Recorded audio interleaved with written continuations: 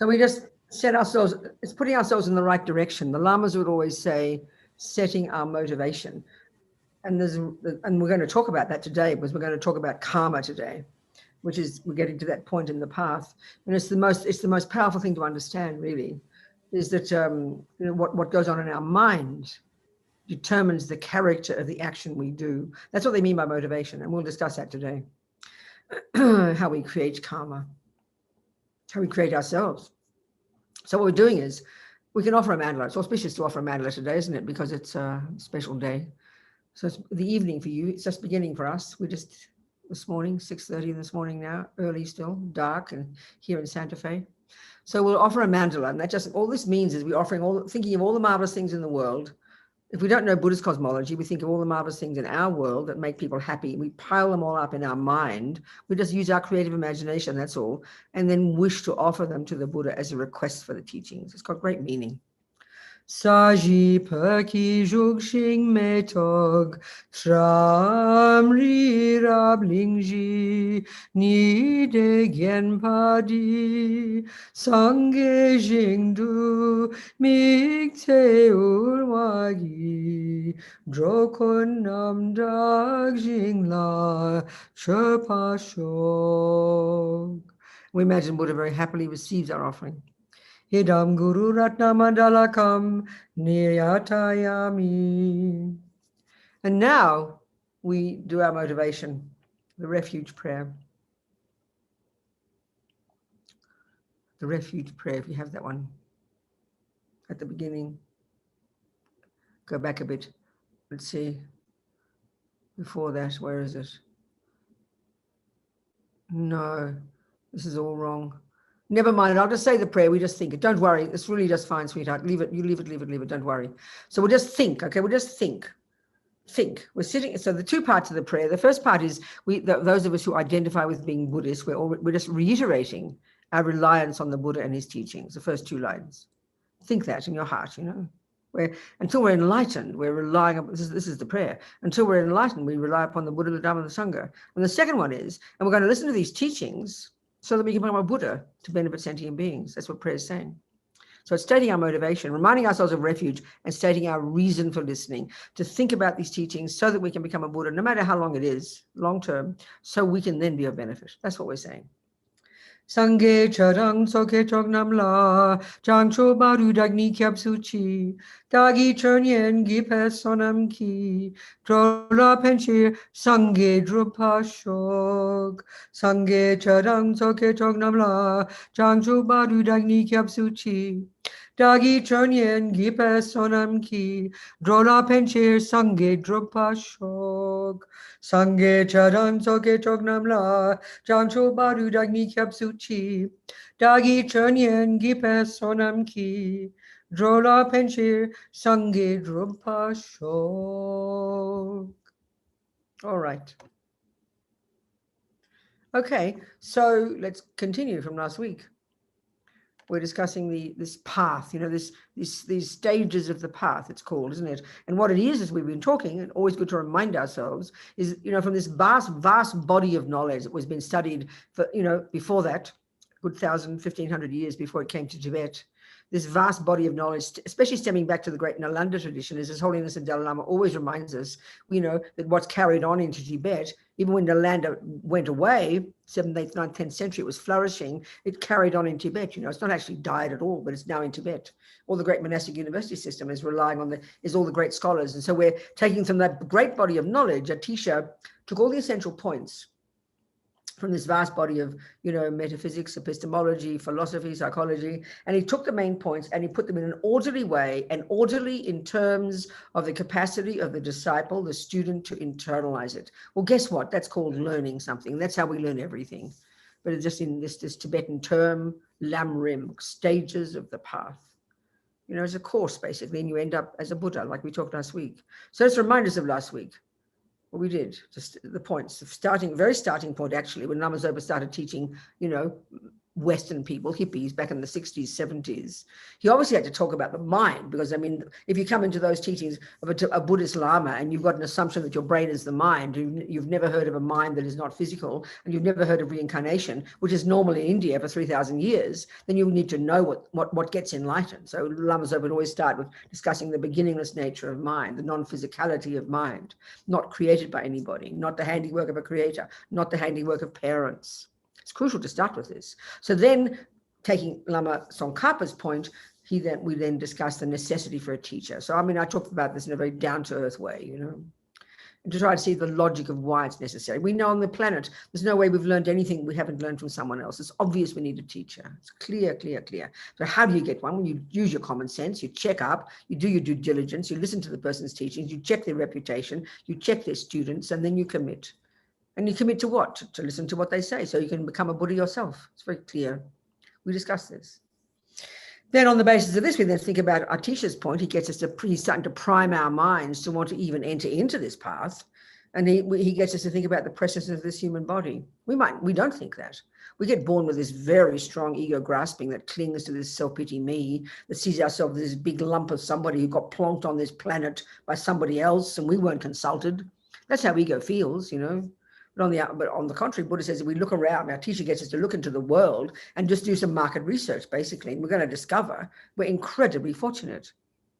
So the essence of this is, given that we've got some intelligence, some reasonable sanity, some reasonable situation, and crucially, on the good conditions that we have in our life that enable us, the real point, to nourish, to grow and develop and nourish our marvelous potential to practice a spiritual path. And we have access to all that. Don't take it for granted. Action point from this, don't waste it. Then we enter into the very first stage of the actual path. And then now Atisha gets us to increase, like I mentioned last week, increase this wake-up call. That's his agenda.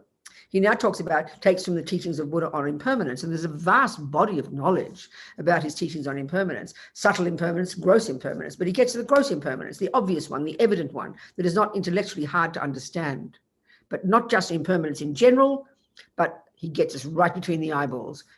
Death. Whose death? My death. Why? Not to make us scared, to continue to wake us up. First, we've thought about this precious human life, don't want to waste it. Now he gets us to increase this wish not to waste it by realizing it is totally fragile. So 3 main points. Death is definite. Time of death, not definite. That should scare the life out of us. But the action point, the conclusion point, at that time of death, you know, at the time of death. And this is all logic. This is just logic. It's not emotional. We hear it emotionally because we're living in denial of death. We can't stand the thought of death, you know. I mean, this is why this book of Lama Zopa's is such a precious book, How to Face Death Without Fear. It was published a few years ago, and now again under this new title by Wisdom, and it's out as a digital book as well, an ebook, How to Face Death Without Fear. It's an entire handbook of how to prepare oneself, obviously, but it's framed in terms of helping your loved one die, which includes your mice, the rats, the humans, the dogs. It's the most practical advice. As Rinpoche says, it's advice we all need. It's incredibly important. And the reason is, the simple reason, this is the extra component here about the death one. The reason why, as Lama Zopa says, if you want to help anybody in this life, when they need you most, and this is a big surprise to us, when they need you most is at the time of death. And it's a logical point from the Buddhist perspective, because it's at the time of death, very precisely described, you know, in the process, that about the time before you stop breathing, the karmic seed, and we're carrying in our mind trillions of these karmic seeds from our past actions, the karmic seed which will determine your next life is triggered then, even before you die. So that period, as Rinpoche points out, and people you talk about in the world, most people die with incredible fear because we're living in denial of death. We can't stand the thought of death. And because we're so incredibly attached. As Rinpoche says, the reason there's so much fear of death is because of unbelievable attachment. An attachment to what? To this one. Not just me, but the body, you know, because that seems to be the me. So this huge attachment rises, and because a particular powerful level of grasping arises at the time of death, this makes death, you know, quite a difficult time to navigate. And if you've never thought about impermanence, never lived a decent life of ethics because you don't want to waste your life, then a time of death is going to be awful. And this is not uncommon. So that's when we're needed most. And that's when the little mouse that dies and the ant that dies and your pussycat and your dog. Don't take it to the vet to get it killed, which we do. Poor vets these days, half the time spend their life killing cats and dogs. It's terrible. And don't just knock off your grandma either. There's ways of helping people die peacefully so that virtuous karmic seeds can be triggered, which will then determine when they die their next life. And that's why. And so this is really incredible. As Lama Zopa says, it's education we all need, So I really highly recommend you get this book, How to Face Death Without Fear. It's an entire handbook. 2/3 of it are all the practices, the mantras, that sutras, all in the back of the book. It's amazing, all numbered. 87 different practices at different stages, from the weeks and months before death, the days before death, the hours before death, at the time the breath stops, the days after the breath stops, and the time when the mind leaves the body, and then the 49 days after that. It's a chronological handbook. It's incredibly helpful, I tell you. So death, so important to understand. The only reason it's fearful is because we're attached to me. We can't stand the thought of not being me. That's it. So we've got to train our minds, So we discussed that one. And Atisha gets us to get this. But his agenda right here at the beginning of the path is to increase the wake-up call, not to waste this precious life, not to waste this precious resource. Then the next step is, I think we got to this point. How many weeks have we got? Shanti, how many weeks have we got? 2 more. 2 more. I better speed up. I better speed up then. Okay. So the next one, Atisha's still getting us. He's increasing our wake-up call here. We're not even got to the point where we actually practice yet. This is like priming our minds ready to want to practice. So here he starts, and now taken from the vast body of knowledge about all the different realms of existence, Buddha's view, the entire view of the universe, the samsara, all the different types of beings. But essentially here he gets us to think about the type, given that that this life is precious, do not want to waste it, could die at any time, and when we die, this next point, you could go to the lower realm. You could be born as an ant or a dog or a hell being or a spirit. Of course, if you're a modern materialist, this is like a big joke. It's like science fiction. So we have to think about this. But the point of this, the essence of it, the reason for it, is to try and contemplate the suffering of that type of rebirth. So, I think just briefly here, we'll just talk for a second. We can see animals. We can see dogs. We can see ants and kangaroos, not to mention the fish in the ocean. Not to mention the bugs in our body. They're all animals. They're all in the animal realm. So the Buddha's whole approach to this is that's an intensely suffering rebirth. So when we get to the next scope, we'll discuss, that'll be next week. When we get to the middle scope, high school, we then go into the mind. And what's amazing about Buddha's model of the mind, which is coming from these amazing Indians before him, these Eugenius Indians, these great yogis, they mapped the mind. This is incredible. We're only discovering this now in the West. We're so arrogant, all the neuroscientists and the modern people talk about their brain. It's wonderful. But then there's only now realizing this incredible body of knowledge about the mind. These great yogis, they mapped the mind internally. And the model of the mind the Buddha uses is coming from them. He didn't invent it. So the point I'm getting here is the Buddha's model of the mind refers to all beings of the universe, from gods to hells to formless to form to animals, precious and hell beings, the entire spectrum of trillions upon trillions upon trillions of mind possessors, sentient beings. It's a huge view. It's an amazing view. So when we understand the mind, our mind, we can understand a dog's mind, But the point about the animals' minds, the ones we can see, we can't see spirits maybe, and the others, forget them, but we can see animals. And what we just see is a cute dog, oh, a cute little dog, oh, what a cute dog, what a cute pussycat, or what a disgusting rat, or was aversion and attachment. But we don't see their minds, not even slightly. We just have our own fantasy.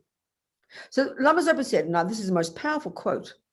Lama Zopa said, if we just for a moment could have a direct insight into the mind of our precious little pussycat, our little doggy woggy, who we think is so gorgeous and so happy and so sweet.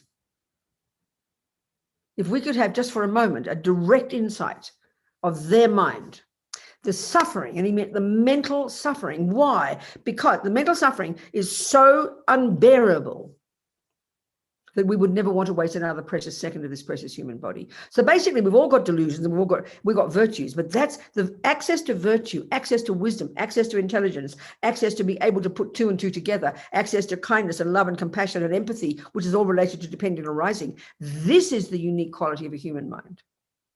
We have access to those. That's our saving grace. Animals don't, and that's the tragedy. We can't conceptualize that. We have to understand Buddhist model of the mind first, which we'll learn later. Then this makes sense to us. It's we would never think your little doggy sitting there all cute and lovely, sitting there wagging his little tail looking at you. We would never think it's suffering because we don't know our own mind. So this is a very powerful concept. So to even contemplate this, the mind of an animal, forget the wild animals, then we can imagine their suffering, living in fear, you know. I always remember watching one of those animal shows, and we love to watch these animal shows. You know, we go in with our microscopes and our telescopes, looking at all this animal, this wildlife. We bring the children in to watch it. Think about this. I always remember one of these shows, you know, two things that are stuck in my mind. One was, you know, we romanticize wildlife, humans do. And there was this long shot in Africa or somewhere, and it was a sunset, this huge red sun going down, and all these animals running, you know, and there's this wonderful long shot with nice music. It looked very romantic. And then I thought, I wonder why they're running. I bet they're not jogging, you know, they're not jogging, they're running in total terror. The only animals run to get away from something or to go get food, you know. So, I mean, so what's driving their mind is incredible ignorance, which means incredible attachment, which means incredible anger, incredible aggression, fear, and living in fear of what? Of being eaten alive daily. The strategy of most animals is to protect themselves from being eaten alive or to go and eat someone else alive. I mean, we just look at it and we go, oh, isn't that nice? That's wildlife. We bring the children in to watch.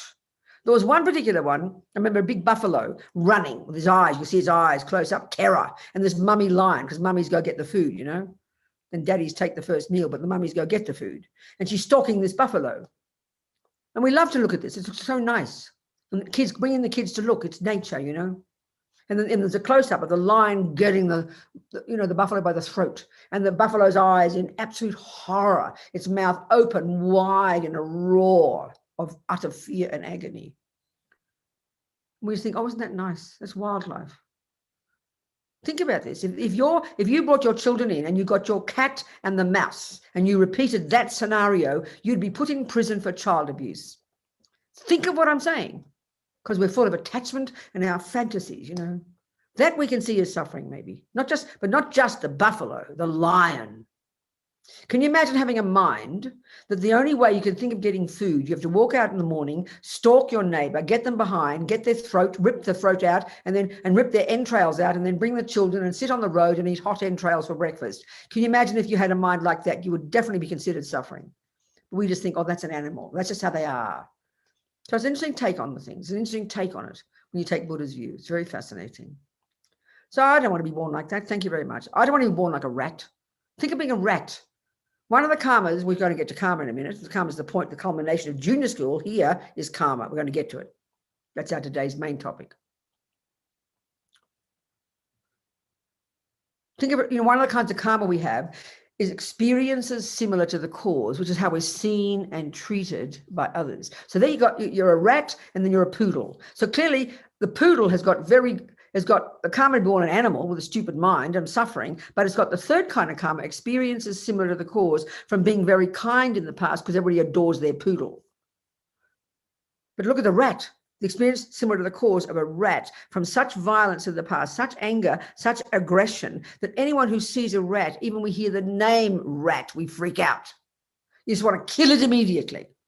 Can you imagine that kind of life? Can you imagine that kind of, that you walk out the street and whoever sees you screams in fear and kills you? Can you imagine having that karma?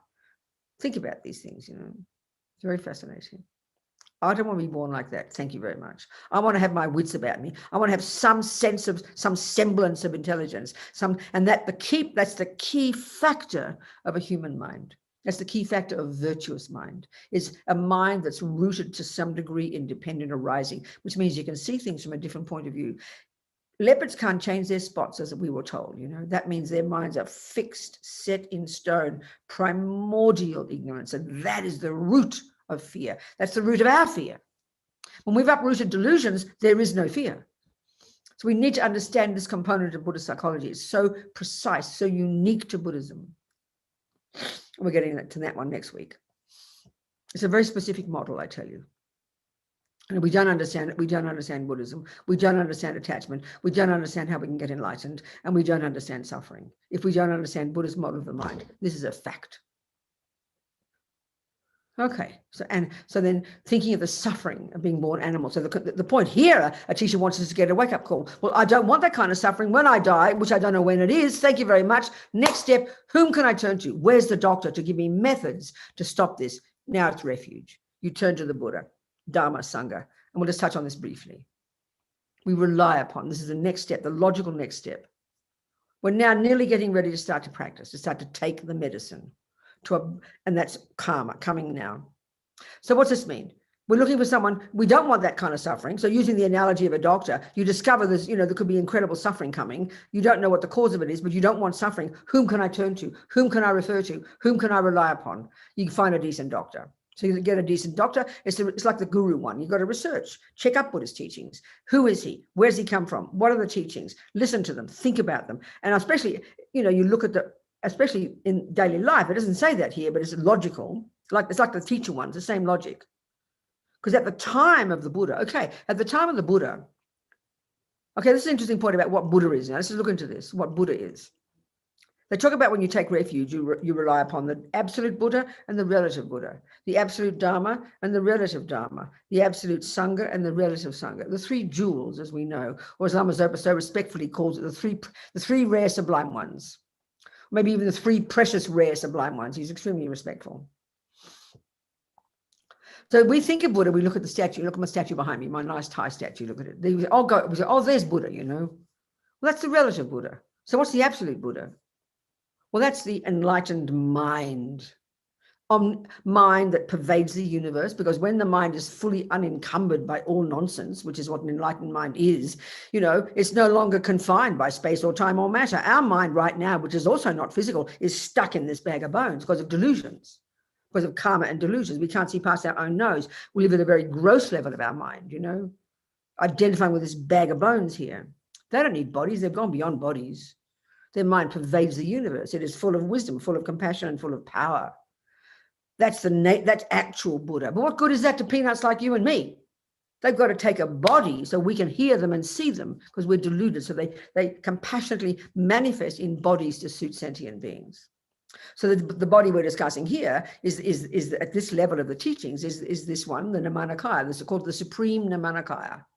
It's the manifestation in human form of enlightened mind, and that's the historical Buddha. In this case, this one. Next one will be Maitreya.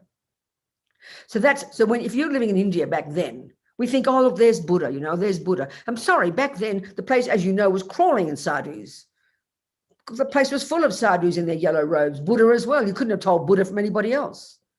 So what Buddha told us, you just don't believe words, because he said different words. He diverged from the Hindu views, or I have to say Hindu because I don't know all the words of all the different names for all those different traditions. But he diverged in his own direction, based on particularly on on his views about the nature of self, on his views about emptiness.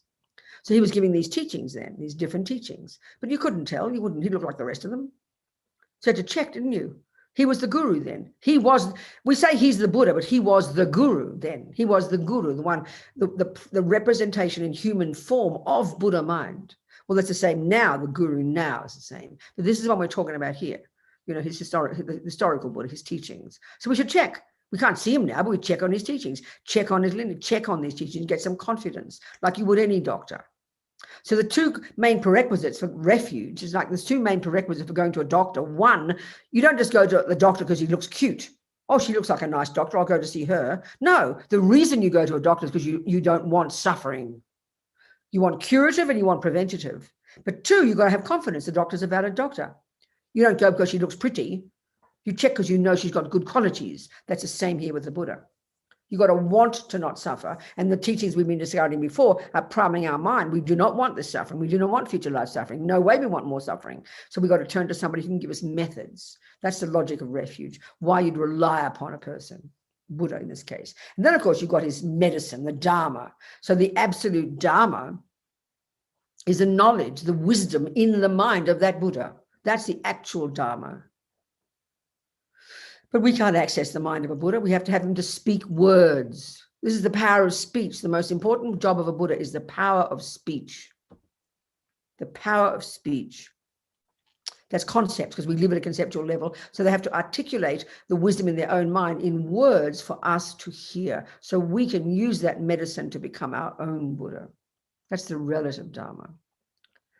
In the books, the words, to check those. Third one, Sangha, spiritual community. The absolute spiritual community is the Buddha and anybody before that up to the point of being what's called an Arya being, from the time you've realized emptiness. From that second all the way up to Buddhahood, they are known as superior beings, Arya beings. That's the actual spiritual community. But again, you can't recognize. The homeless person around the corner could be an Arya being, but you can't tell. So the relative Sangha, the relative spiritual community, are the monks and the nuns.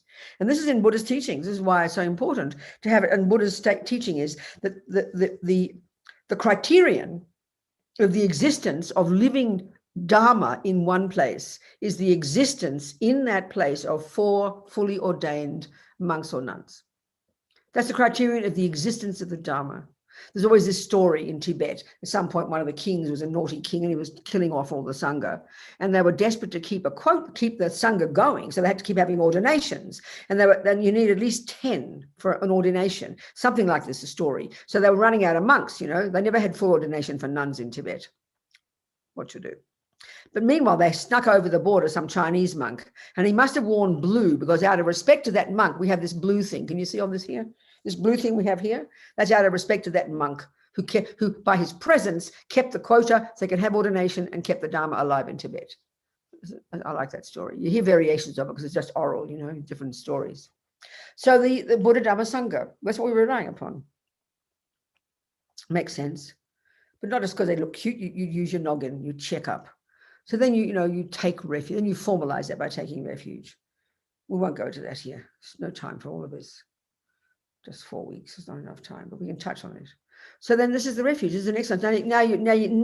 Now you're ready to start practice, which is what? To take Buddha's medicine, which is what? Abide by the laws of karma. And now we get to start practicing. This is the culmination of the lower scope and of junior school, and it's the beginning of actual practice. Thinking about the beginningless mind, the guru, perfect human rebirth, death and impermanence, lower realms, and refuge. All of this gets us to the point. Now we will start to practice it step by step, step by step, step by step. So now what is karma? Let's look at this one, because this is the fundamental, this is the basis, this is the entire framework of practice from the Buddhist point of view. I mean, for modern people brought up as Christians in America or something like me, I mean, karma was no concept. We've got to really realize these worldviews. I mean, in the world, there are so many worldviews, aren't there? And the biggest, the big one, the main one that predominates in my culture is Christianity or Judaism, right? Or then Islam. There's Islam, these three all coming from the same area, all these brothers and all kind of all fighting in that little piece of the Middle East there. It's very funny. It's not funny. And then you got Asia, weird Asia. As far as we're concerned, Asia is another planet, isn't it? What do we know? What did we know in my culture? What did I learn in a Christian world? I learned zero about India. What did we learn about China? Nothing. But India is unbelievable. It's only since the Dalai Lama has come, I swear to you, into the West that we're really seeing the amazingness of this incredible, body of knowledge. As His Holiness always points out, it's more than 3,000 years ago. It was you amazing Indians who were the ones who began the investigation into the nature of self. There's you amazing guys who were the ones who created this incredible technique called shamatha, samadhi, single point of concentration, unknown in European culture, unknown in Christian culture, with respect. So then, so this view of karma was just part of it was just the way the world was. You took it as a given. It's kind of ironic now, you Indians are all rushing off becoming the best Americans and the best IT people, and you can't stand the view of karma. You've lost your own culture. It's kind of ridiculous. You become the best Americans possible. Apparently Indians are the most successful immigrant population in America, and the most intelligent and the most smart and make the most money. So good on you. I'm very happy for you. Anyway, I'm just running off the track here. So, but in my world, the given was that the materialist philosophical view was the default mode. Even though we were Christians and things, the default mode was you had a brain, that's your mind, and your mummy and daddy made you. Even though your soul came from God, that was just the given view. But for karma is the view in the universe, and certainly coming from India. So there are these Tibetans. They incorporated that view into their world in the 7th century. And 99% of Tibetans, certainly around the time of 59, were all Buddhists. So karma was the default mode, the default view. So when we come along, us Christian people, it's a very strange one. And then we think, oh, well, karma, you kind of believe in it, you know. It's so superstitious when it comes to religion. But if we don't understand even the nuts and bolts of the basic nuts and bolts, the basic fundamentals of karma, we do not understand Buddhism. We do not understand Buddhism. It's very simple. It's not some extra thing with, oh, yeah, I like karma or don't. No, not like that. It's fundamental. And of course, it's completely linked to the concept of beginningless mind.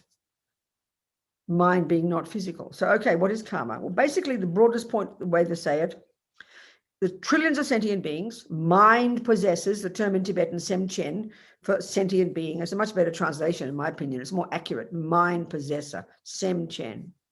Trillions of mind possessors. Humans are a tiny percentage. Trillions of mind possessors. Even in this physical world, which would be the animal realm, it's wherever the four elements, you could say, is a conducive environment for the birth of sentient beings, you know. Trillions. Our body itself is a walking zoo. We know this. These are sentient beings. So there's trillions of sentient beings. And every one of them, just naturally, their minds are beginningless. Just naturally. And every one, their mind is endless, according to the Mahayana view. Second point. Every millisecond of whatever those minds are doing, every millisecond necessarily, every millisecond of whatever those minds are doing, and whatever those minds do, whatever the body or the, you know, in our case, especially speech of those beings, whatever they do, that's the process of creating actions, doing actions, creating karma. And it's driven by mental action. We're going to get into this. It's driven by mental action, intention. This is the law that runs the universe. This is the law in which all beings run. It's a natural law. Buddha's not a creator. He did not make it up. He's not got copyright on it. He didn't invent it. He's not speculating. He has, like a good scientist, he has observed that this is how things are. This has to be a given with Buddha's teaching because he's not a creator, you know. So every millisecond of what any sentient being, at the next level of detail, if we take the Buddhist view of the mind, which we'll get to later, the mind is divided into negative states of mind, positive states of mind, and then neutral or the mechanics of the mind. We'll go into this. So the actions we do, either the negative actions, an action, roughly speaking, that where we use our body or our speech based on a delusion, that leaves a seed in the mind that'll ripen as my future suffering. And every action I do with my body, speech, and based upon the mind, all beings, that's driven by a virtue, will ripen as happiness. That's it. It's the natural law of karma. This is the essence of the law of karma. And of course, so we'll go into what are those levels, what kind of experiences will we experience in the future? How do actions bring these results? This is the principle that runs the universe for the Buddha. It's a natural law. He didn't make it up. No one's running it. It's not punishment. It's not reward. There's no concept like that in Buddhism. We think of it that way because we've got this ego grasping, you know, this dualistic view.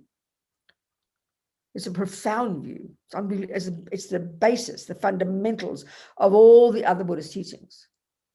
If we can prove that Buddha's wrong in asserting that consciousness is beginningless, if we can prove that Buddha's wrong in asserting that everything minds do produces that person's future, then Buddhism collapses into a heap of utter nonsense, just meaningless rubbish.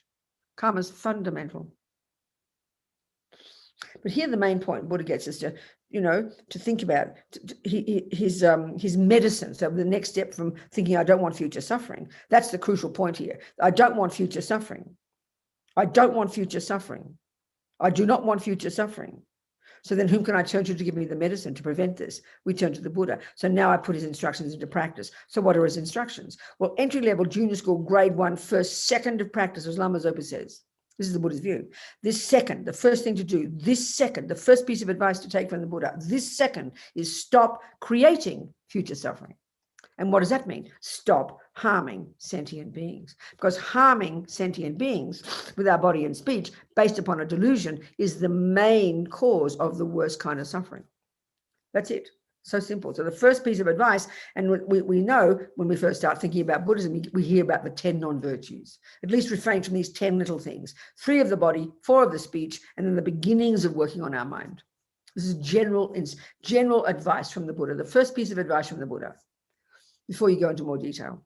At least this second, stop sowing more negative seeds in the mind which would ripen in the future, because everything we think and do and say produces my future. Dalai Lama calls karma self-creation. So let's look into the details of this. Let's look into a little bit more detail. How we create karma. So we'll discuss briefly how we create karma and then how we purify it, because this is the essence of junior school practice. In other words, using the analogy of seeds and fruits, which the Buddhists do, you've heard about how there can be terrible, you've heard about how gardens can be full of weeds and suffering and terrible things in your garden. So you think, well, whom can I turn to give me some methods? Well, you turn to a botanist. And the first advice the botanist will tell you to do, you've got a garden overgrown with rubbish, and you don't know why the rubbish is there. You don't know why there's all this suffering. And he said, you don't want more future suffering, do you, Robina? So what's the first piece of advice? Stop sowing more weeds. At least stop this second from putting more weed seeds in the garden. That's the first piece of advice. Right this second. Stop killing. Stop taking the ungiven, as Lama Tzong Khapa puts it. The Tibetans put it. Stop using your body based on attachment that harms others, like sexual attachment, jumping on the wrong partner, raping, etc. 3 of the body, they're the main ones. They're not the only negative actions, but they're the heaviest ones because they harm others. Then 4 of the speech, which is for us humans, animals don't do much harm with their speech. They may shout and yell and make big noises, but we're very articulate with our speech. So we at least don't lie. At least don't use harsh speech. At least don't rabbit on about nothing, meaningless speech. And at least don't say bad things behind the backs of people, which is what we love to do. These are the 7 little baby actions, 7 little pieces of medicine, 7 pieces of advice. And it's not even to do anything proactively yet. It's not to take any other medicine. It's to stop doing these actions. That's the first piece of advice from the Buddha. So think about it. So of course, in the beginning, we can't prove karma is true because we're not clairvoyant, but the methods are all there. It's up to us. So then there's 4 ways. This is something, for me, this is really, somehow really, if we can understand these 4 ways that our karma ripens, we can look into our life right now. And we can look into these 4. It really helps us understand this law of karma, in the most general way. So there are 4 ways that our past actions, look at our present life now. There are 4 ways that our actions of the past are now ripening in the present. So let's take your own life now, and you'll get my point. It's very clear. The first way our past actions have ripened is in I call it a fully ripened result, is getting a human body. Now, this alone should blow our minds, We can see, if we even just include the animals and the bugs and the creatures, it's pretty evident humans are a miniature percentage. I mean, I know if you go to, I know Bodh Gaya in the rainy season. I remember being in Bodh Gaya one time in the rainy season, And dusk comes and the ground is a carpet. You Indians know, a carpet of sentient beings. I've never seen anything like it. I'm living in Santa Fe here, right? 9 months. The only bugs I've met in 9 months, including in the summer and now in the winter, are a few ants. In this house, there's not one rat, cockroach, mosquito, fly, not to mention all the Indian brands. It's like another world. I swear, like living in India is like living in Jurassic Park. So you really, at least you've got to stop every second in India to stop trying to kill people, because you're in front of them, you're bombarded every day. I know in Varanasi one year, as dusk came and there was a glass door, it was like movie, like Bird's movie, these big bugs bashing against the window, you know what I'm talking about. I swear to you, in Santa Fe, I met a few little baby ants. That's it. I've lived in this house for 9 months. I haven't met one other creature. It's like living on the moon, it's very unusual. Anyway, get my point. What was my point? First, okay, we've got a human body, okay? So if we can look at the numbers, it's obvious there's only a few humans. It's obvious that to get a human body is really rare. If you just compare even with animals, it's not a joke, If we take the view, there are trillions of sentient beings, and all of them are experiencing the rebirth they've got. This is the first way that the karma ripens for everybody, is the type of rebirth you get. And those minds that are in the ant body and those minds in the cockroach's body or whatever, they're sentient beings just like you and me. And due to their actions in the past, just like you and me, they ran to that particular egg or womb when they died. Ours, due to the virtuous karma, at the time of our death, we programmed ourselves to go to our present mother's human womb. What a miracle, you know. So the first way our karma has ripened is we got a human body. And that's the direct result of plenty of rich, delicious, non-killing tendencies in the mind, from conscious, intentional non-killing. So what we have to talk about here, this is the bare minimum with karma, you know, the intention. We're looking into the 4 ways that karma ripens, and then we're going to look at the 4 things in place that are necessary in order to determine a complete action, which will bring a type of rebirth. And then we'll understand the crucial piece here is the mind, the role of the mind in what we do. So the first way our karma has ripened for us, we can see it as a human body. Actually, this sounds amazing. I always quote this. It's like hilarious. Years ago, there was a book I read published by Wisdom that basically it was like the art of Tibetan parenting, it was called. And these American mothers decided to interview some Tibetan mothers about how they prepared to get pregnant. It was very interesting. So they did lots of Tara practice, lots of prayer, but keeping their vows, living in virtue. This is really important, interesting point. So that I'm paraphrasing, so that they could be ready to have sex, because at the time of conception is when the consciousness comes into your womb. So, you know, you don't want to have gross sex or rough sex or greedy sex, because you just attract a garbage consciousness, you know. You don't want to attract a garbage consciousness. You want to attract a good quality consciousness. This is a really important point. It's a very interesting point. Who would have thought of this, you know? I mean, they didn't say it exactly like I'm saying it. But the point I want to make, this is hilarious. One Lama was quoted in this book as saying that at the time of a male and female human being having sex, billions of consciousnesses that have recently passed away, and that clearly is not just humans because there aren't that many, billions of consciousnesses that have recently passed away from all the other realms as well, are all hovering around trying to get in. And we got in. We won the lottery. We got the human body. I love that analogy. So it's rare to get a human life. And look at the garbage way we live our human lives, you know. Still, it's rare to get one. So the first way, in our case, that our karma has ripened is we got a human body. And that was triggered at the time of our past death, before we stopped breathing. And one of our very strong virtuous karmic seeds of non-killing would have been triggered at that time. So as Lama Zopa says, the karma we must have created in the past to get not just this human body, but these resources that we have got of intelligence and leisure and time, and the access to our wish to practice a spiritual path and access to teachings. It's not just from being a good person. Just being good is not enough. It has to have been from living in the spiritual practice, but not just that, he said, but it has to have been from living in vows within a spiritual practice. So being good is not enough. And this is what we're going to get to, vows. The crucial role of vows. Just psychologically really skillful, you know. So the first way our karma has ripened is up in our virtuous karma, non-killing karma, practice, no doubt, as keeping a vow of non-killing, was triggered before we stopped breathing, which programmed our mind that then a few weeks later, when our mummy and daddy hopped into bed, we ran like a magnet. And now we've got a human body. Amazing. First one. Now, Hitler has got a human body, and so has Mother Teresa, these holy ones and the naughty ones. They both got a human body. That means they're in each of their cases, because we've got these 4 tracks of karma. Their virtuous karma from one particular life would have been triggered, and they got a human body. But now let's the next way that our karma ripens, look into those human bodies, and they've got minds. There's the difference. Hitler has got a mind, and what he's got is a bunch of tendencies in his mind. This is the second way our karma ripens, which is basically a bunch of habits. And by looking at Hitler's behavior, we can deduce his mind. Look at his mind. You can see by his behavior. Mother Teresa, just using 2 examples, you know, saints and sinners.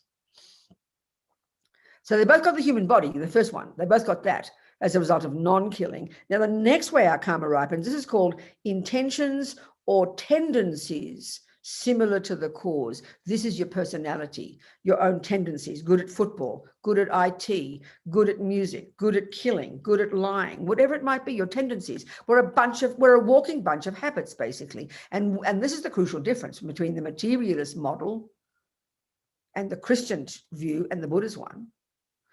Whose habits are these? Well, in the West, we think, in the modern world, in the materialist world, we think they're mummies and daddy's habits. This is the craziest idea for the Buddha. They might have those same habits, but they didn't give us those habits. My mother was good at music, for example. She was a classical musician. So she was good at music because she brought those habits with her from the past. And then her little Bobsy, me, she saw that I was good at music. So she taught me music. So we would say, oh, Robina got her music from her mummy. No, she didn't. Robina was good at music because she brought music with her as well. And then I conveniently got born to my mother, whose teaching nourished my music. It's a crucial point, fundamental point in the entire Buddhist practice to take this view that your tendencies do not come from your parents. You share them, yes, no problem. But they're your tendencies, and they were triggered at the same time as the seed that determined you get this human body. All the different tendencies I sort of joke and call it those 4 bank vaults, you know, with all these trillions of karmic seeds in them. So the time before you stop breathing, your first one that determined you go to this particular mother's human womb was triggered, and then at the same time, all the thousands of karmic seeds that make up your personality. Your tendencies, your ignorance, your intelligence, your goodness, your badness, all these thousands of tendencies, they're yours. They're your habits that you brought with you. They were triggered at that time, already programmed, well before you get to anywhere near your mother and father. Third, so the first one's called fully ripened result, type of rebirth. Second is called your tendencies similar to the cause. The cause is what? Having done it before, hardly rocket science. Third is experiences similar to the cause. So look at this one. We're very social beings, aren't we? We're born to a mother. We've got a father, siblings, aunties, uncles. We've got rats and cockroaches, and depending on where you live, which creatures you meet. And then down the road, the kids and the school and all the people. And in fact, in your life, you think about it, in your entire life, you think about it. In our entire life, we've had constant contact with countless sentient beings. Think about it. And those sentient beings you could divide pretty simply into 2 categories. Those that harm you, the rats, the cockroaches, the mosquitoes, the ex-wife, you name it. And then those who are kind to you. And often they shift roles, don't they? Think about this. These are called experiences similar to the cause. The first one is your own tendencies, your tendencies similar to the cause. This is your experiences similar to the cause. In other words, how you're seen and treated by others. Fourth one's called environmental karma, the very way the physical world impacts upon you, you know. So we take the one action called non-killing, the 4 results of non-killing. First is you get a human body, let's say. Second is you'll wake up in this life with no thought to kill. It doesn't arise in your mind because you've lived in vows in the past, like a miracle. But if you look at the human planet, this is a total tragedy. Most humans kill something, even most religions, with respect. I was taught as a Catholic, and I love my Catholic upbringing. I was taught that God made animals for humans' benefit. They don't have a soul, and he made them for our benefit. So we kill, you know, we kill animals, we kill creatures, we kill bugs. I mean, especially the bugs. No one pays any attention. Even all the people who love animals don't particularly like bugs. We slaughter them daily, you know. It was clear. So we all got this tendency to kill, and we have an environment in which we're forced to kill because, I mean, it's just, you know, this is the tragedy of the suffering of this planet, you know. And the fourth way karma, killing, ripens. So sorry, I'm going through. So I'm talking about killing. So the first one is you get a human body as a result of non-killing. If we had killing ripen at the time of death, we'd be born as a dog, an animal, a lion, a hell being, a spirit, and the other ones, whatever. In this case, we've got the non-killing one. Second, though, if you got non-killing, you'd be born with no tendency to kill. But look at the opposite. Look at the world. Third, experience similar to the cause of the habit of past non-killing is, guess what? You won't get killed and you won't die young. Well, so far, so good. We've still got petrol in our tank. Look at that. But look at the world. Babies die. 1-year-olds die. 3-year-olds die. People get murdered. People get run over by cars. People get bombed in wars. Being killed and dying young are the experience similar to the cause of past killing, but not dying young and not getting killed, and so far so good, is the result of non-killing. So it's a dynamic thing. It's like we just take it for granted. Well, aren't I lucky I don't get killed? It's so superstitious. It's like, it's incredible. It's still got petrol in our non-killing tank. We should be blown out every day that we're still alive. It's so dynamic when we understand karma. It's so dynamic. It's so powerful. Look at COVID-19 right now. People who die from COVID-19, that's the result of past killing, or then they die young. Now, getting sick is environmental karma, but dying young, look at the people who die young, die before your full lifespan. The fourth way non-killing ripens, and look at this one too, is especially in COVID-19, the fourth way that non-killing ripens is environmental karma, and that's the very way the physical world impacts upon us. Well, look at those of us who have been around people who've got COVID-19, but we haven't died. We're not sick. This is a result of non-killing. You're not sick. You've got a healthy body. You've got life force. You've got good energy. You might eat even rubbish food. You don't get sick much. You don't, and that's the fruit of non-killing. So how fortunate. So now look at the one of killing. Environmental karma of killing is that the very physical world itself harms you, like polluted water, polluted food, or you get sick all the time and you're always weak, or you have allergies and peanuts and you'll die if you even look at, eat a peanut, for example. But look at, in terms of this kind of karma, environmental karma, think of, at the moment, other human beings are the environment for us. They're part of the environment, aren't they? We're not even allowed to kiss our own grandmother now because we could die. Our grandmother might cause a death. So it's even like, instead of eating a peanut and you die, you kiss your grandmother and you die. That's environmental karma of past killing. And the whole world is experiencing it. It's from past killing, It's very fascinating. So every action has its own result of any of these four, every one. This is a technical explanation of the universe. That's what karma is. It's not made up by somebody. It's not run by somebody. It's not punishment. It's not reward. These are superstitious views we have, It's not like that. This is a natural law for the Buddha. It's just the way the world is. So if you don't want future suffering, if you don't want weeds in your garden in the future, you've got to learn botany. You can't just say, oh, I believe in botany. How superstitious of you. You've got to learn the techniques, learn the logic of it. So you know what not to plant and then what to plant. That's the logic of karma. It's the basis of your practice. So you have to learn it. Just make it up. Learn it. The basics, even these four things, the basics, So then, okay, this is the point again where we move on. We think about suffering of lower realms, but you can even just think about any kind of suffering. This particular one called the suffering of suffering. Sorry, you think about this one called the experience is similar to the cause when bad things happen to you, or the environmental result, bad things happen to you. You don't want that. So then you think Buddha tells you say, I don't want future suffering, Buddha. I don't want diabetes. What shall I do? He says, stop eating sugar. Well, Buddha, I don't want to be killed in the future. I don't want to be lied to in the future. I don't want to be sick in the future, given rebirth. Then I say, what's the solution, please? Well, he says, if you don't want to be lied to in the future, honey, solution now, stop lying. You don't want to be killed or get sick in the future, don't kill. It's hardly rocket science. As a principle. So this abiding by these first 7 is the minimum requirement of this first level of practice. And you are the beneficiary of this. You are the beneficiary of abiding by the laws of karma. You are the beneficiary of not killing others. You are the beneficiary of not lying to others. You are the beneficiary of not stealing, or et cetera, et cetera. You are the beneficiary. And you have to understand that that's the reason at this level of practice to not kill, not steal, not lie. It's not based on compassion yet. You can have compassion too, but it's got to be compassion for yourself. Karma is a method for you to protect yourself.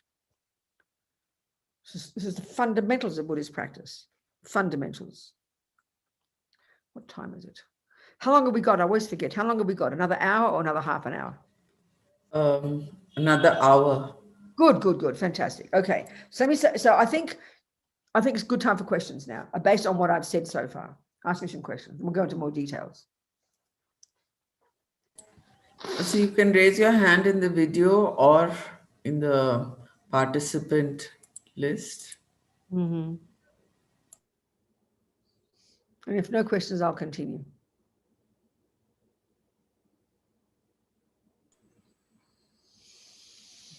Okay, so just if you have questions, just give me a shout.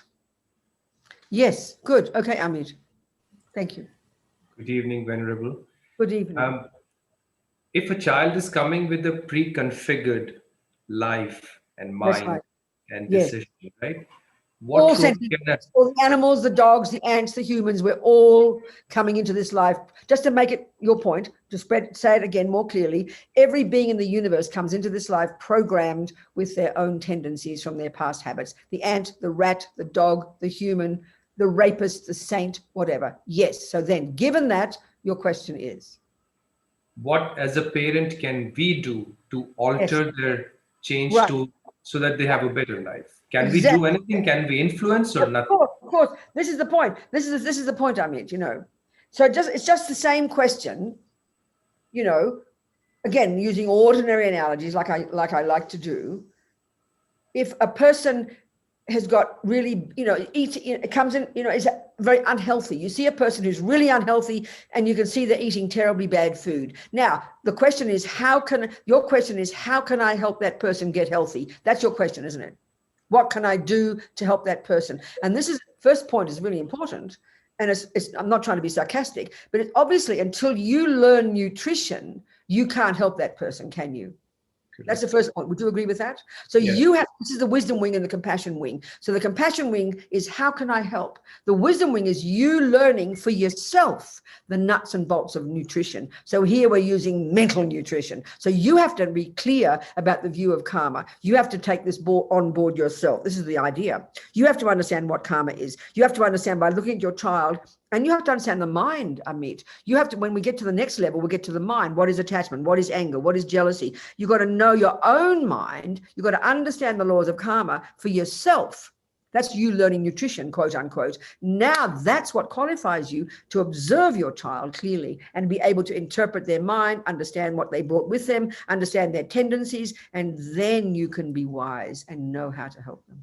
That's the real proper answer. You get my point, don't you? That's the answer. Or you don't understand my point. Or I'm not being clear. I'm still trying to interpret it in a way. How can I fine tune my contribution as a father so that I know your point, but can you hear the point I'm trying to make or not?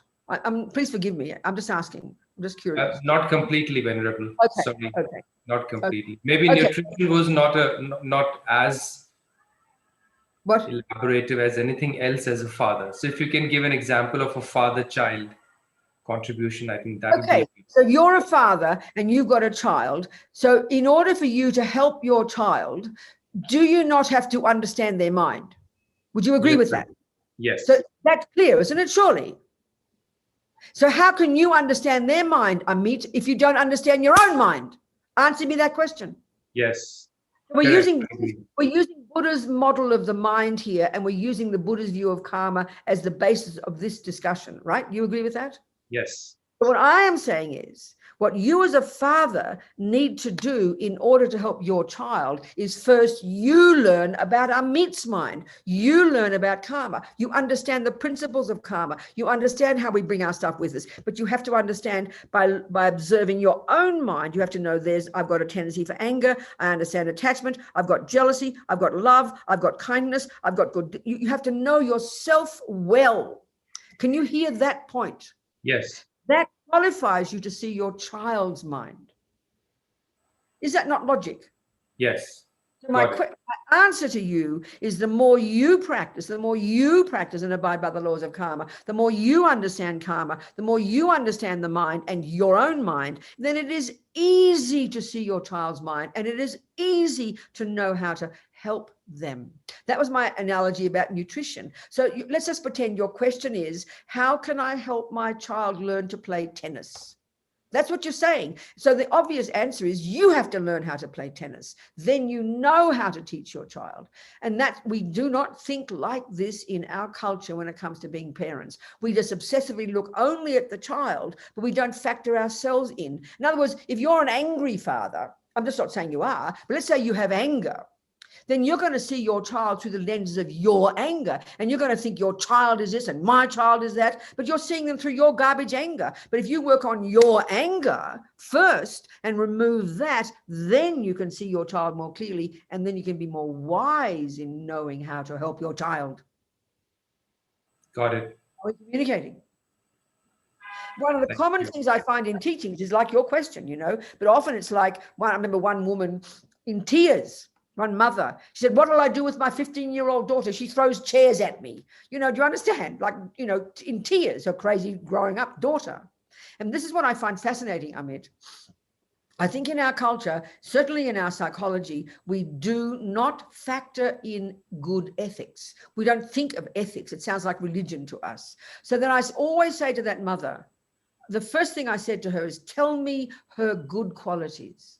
And she will say she doesn't lie, she doesn't steal, she loves animals, she's kind, even though she's got a temper. Then I'll say she will be fine because she's got fundamental ethics. I can't stress this enough, Amit. So if you look at your child and see they've got fundamental ethics, that means they've practiced in the past. If you've got a person who's got the potential to be able to be disciplined and has got good mind, even though they're kind of wild, but if they've got fundamental good ethics, they will be fine. But if you're like one mother I know, she's always suffering terribly because of her daughter. This daughter's kind of crazy, really quite hallucinating, really lies a lot, steals, heavy duty, unethical. And that's why she suffers so terribly. But we don't factor in ethics. And I think if you factor ethics in, then you can see your kid who might be a wild kid, but if they've got fundamental principles of ethics, they will be fine. But this is something I think is really important, to factor in ethics and help them learn ethics. We don't learn that in our psychology. We don't like the sound of ethics. It looks too holy. You get my point here? Because that's the basis of a happy person, having good ethics. I can see myself as a kid. I was wild, out of control, rebellious, angry, a bully, but I had fundamental principles of ethics. So I was able to be transformed easily when I got the right conditions. Do you understand? Yes. And I loved your morning session, Venerable, the one that you did India time morning this morning. Oh, yes. Okay. Awesome. That was awesome. Good. I'm very glad. Thank you so much. Thank you. A total pleasure. Thank you, Amit.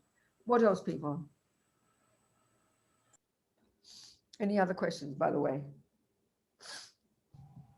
Excuse me. Venerable Suparna here. I have a question. Yes, talk to me. Ma'am, I had been for a few years trying to go to Root Institute and spend some time there. Yes. And try to understand, be there with them and try to understand the teachings of Buddha. Yes. Ma'am, I want to induct myself into this practice. Yes. How and where from I start? Well, are you, at the moment, we can't go to places, can we? I'm sure it's the same in India, isn't it? You can't go to the centers now, can you? So are you attending teachings online, such as this one?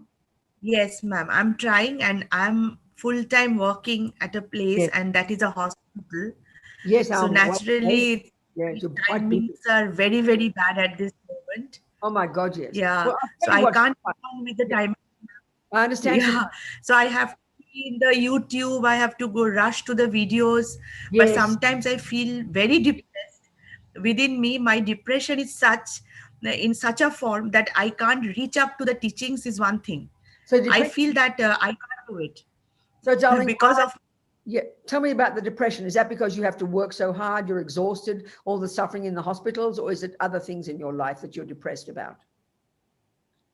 Ma'am, I'm depressed definitely with the... I don't need you to be too personal. I'm not trying to be too personal. Yeah, I'm just curious to say depression. Main point is, I think I need to be continuously working for last 23 years. So I think that is something. That's dragging you down. That's something. And yes. And being a single parent, it is very tough. So it's very hard work, basically, very exhausting life you have. And you have to work long hours. And especially these days, it must be suffering in the hospitals. Yes, ma'am. Well, sweetheart, first, I mean, I can imagine, sweetheart. But I mean, it's such an admirable job you're doing. You have to sort of try and get some courage from that. You know, you're really working for other people. You're really helping other people. You've got to get some courage from this. It's so important. But with the teachings, I mean, I think you live. So I think the thing that, okay, I know that in Santa Fe here, I'm stuck here because normally I'm on the road all the time, but these days I'm in Santa Fe, and there's one of the centers here, the same group, you know, the same Root Institute and Tushita. So they've got a really vibrant program on Zoom. So morning, noon, and night, we have meditations, we have evening meditations, we have classes throughout the day, because the Zoom one is, and it's a revelation for people all over the world. There's an opportunity now to receive these teachings. So if you, first of all, if you find certain teachers that you like, then I think it's really good. Just even try not to grab too much, but just even once a day to even half an hour to have some kind of teachings online, to grab something that you can and find particular teachers you like. But the other thing is, I think, is to have some kind of morning and evening practice, even if it's 5 minutes to start your day and end your day. It kind of gives you some steadiness, you know, and then you have to be content with what you can do, because when you realize that you're bringing up your children or your child and you're working and helping many people, that is a major part of your practice. But it's also important to have some kind of structure, even 5 minutes in the morning and 5 minutes at night, or whatever your day is,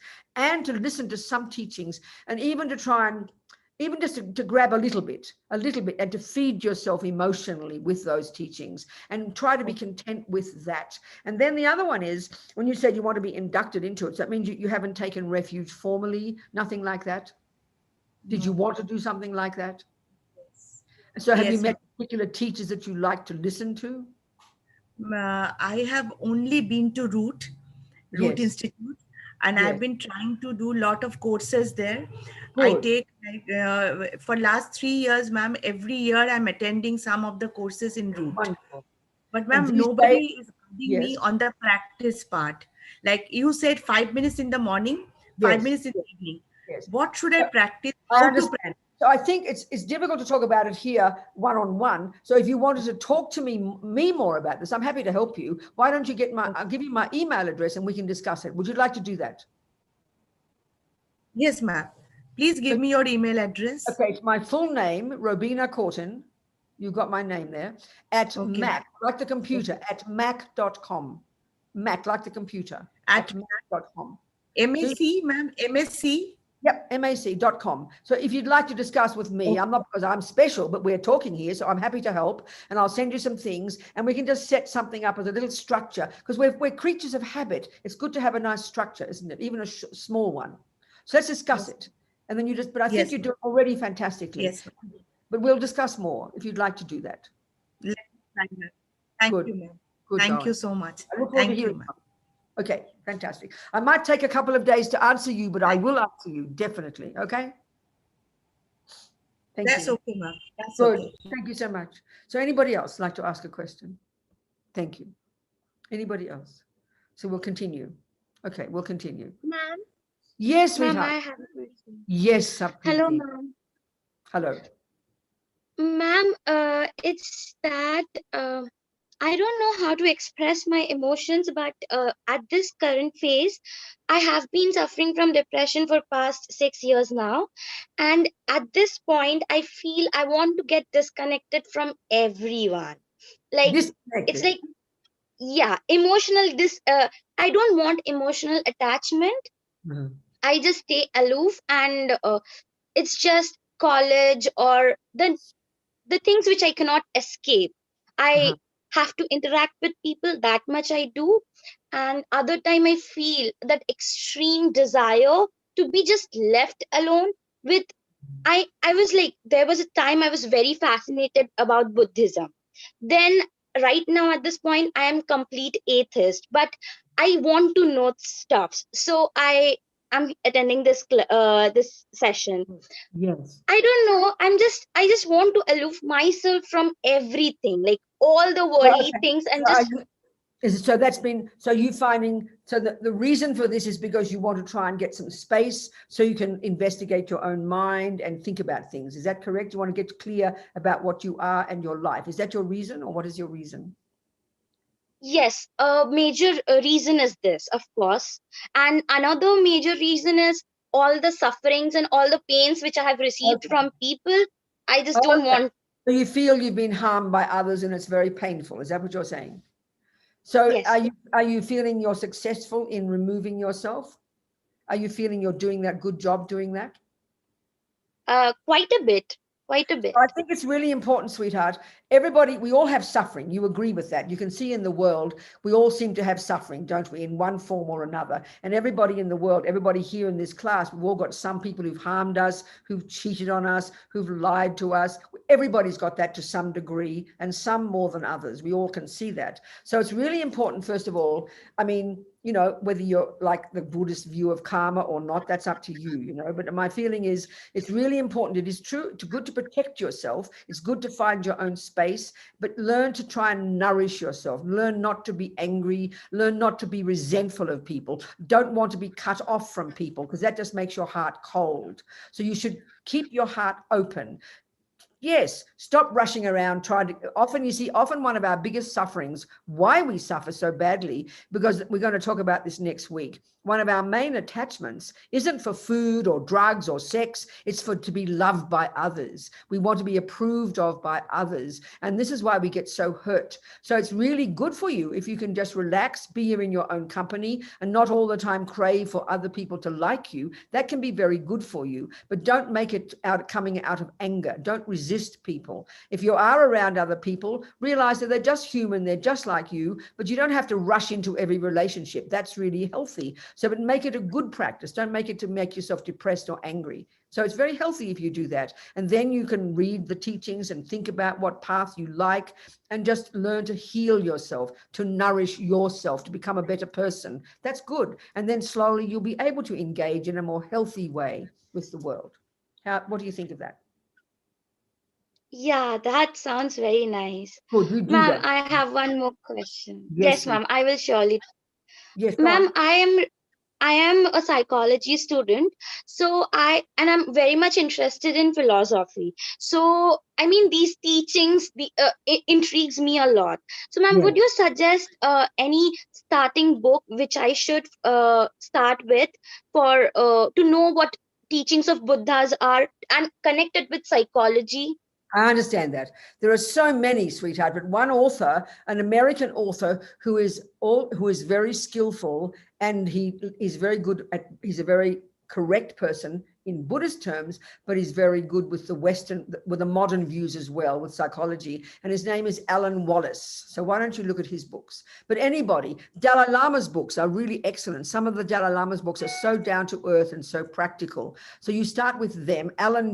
His name is, he calls himself B. Alan Wallace. So he's very good books about meditation, about psychology. I think so. And I think if you look at the bibliographies of those books, that'll lead you to the next books, because there's lots of rubbish published. So you should really kind of make sure you get good quality authors.